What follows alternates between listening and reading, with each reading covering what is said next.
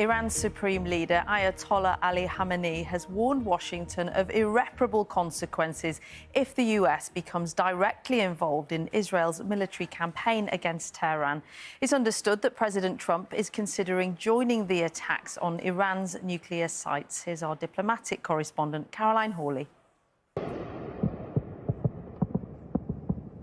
For a sixth straight night, Israel kept up its unprecedented assault on Iran. These images, captured by an Iranian television station, show air defences in action above Tehran, trying to stop incoming Israeli fire. This is a building hit in the capital.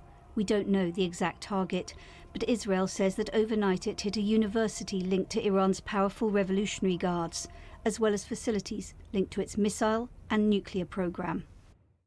These satellite images show a military base in Tabriz in the northwest of the country, here before and here after it was struck.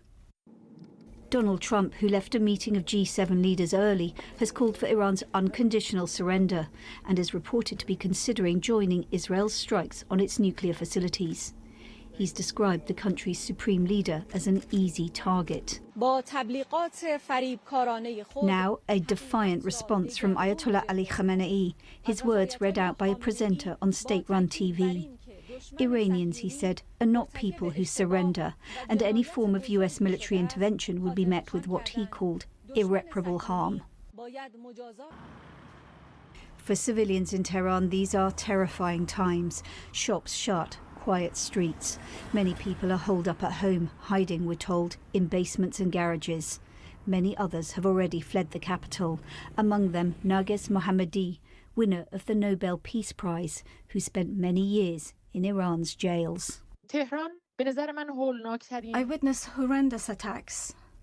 They're hitting infrastructure, a lot of civilian deaths. We have a misogynist theocracy in Iran, with the supreme leader Ali Khamenei on the top, who took us to hell whilst promising heaven. And at the same time now, Netanyahu is also taking us to hell. Iran is still firing at Israel, but not at the same rate as before. Overnight, missiles were intercepted over Tel Aviv. Some limited damage reported, but no more casualties. In Cyprus, 2 repatriation flights were laid on to bring Israelis stranded abroad back home. Nobody knows how long the war will go on for, how it might escalate or end. And so many Iranians and foreign nationals are escaping Iran if they can, this the border with Pakistan. But many others are trapped where they are, everyone afraid of what could come next. Caroline Hawley, BBC News. Well, in a moment, we'll speak with our Middle East correspondent Hugo Bichega, who's in Jerusalem this lunchtime. But first to our North America correspondent in Washington, Nomia Iqbal. And Nomia, the war of words is ramping up. Here we are on day 6. But what exactly do we know about America's intentions? How far will they go? Well, the world is waiting to see what President Trump will do next. We've not had any reaction from the White House so far. There's been no flurry of social media posts from him like we saw yesterday, although that could happen at any moment.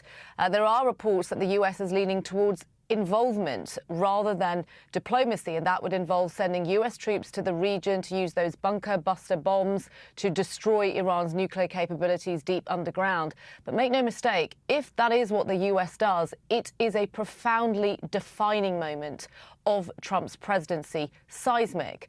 This is a man who has long campaigned for no foreign wars, attacked Barack Obama, accusing him of trying to start a war with Iran, and only back in May said in Saudi Arabia that the era of foreign intervention was over.